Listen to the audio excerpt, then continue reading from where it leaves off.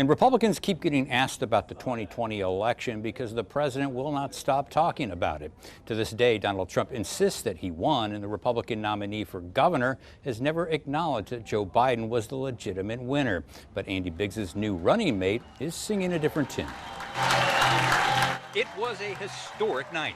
The Republican nominee for governor, Andy Biggs, announced a running mate, a first in Arizona history. He picked Sine Kerr for lieutenant governor. Choosing a former state lawmaker was supposed to unite the party, not expose a major divide.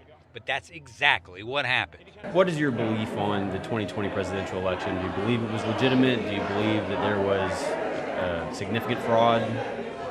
You know, it's gone through the courts, and, you know, it's been proven that, Biden won. It was an answer that Biggs has never given. For 6 years now, Biggs has refused to acknowledge that Joe Biden was the legitimate winner.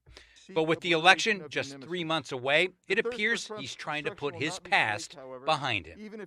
I know people want to keep relitigating 2020 or maybe 2022. What I want to litigate is 2026 and make sure we have the best election we possibly can, because we're going to go win that election. That's what I think is important right now. While Biggs wants to look ahead, his opponent won't let him.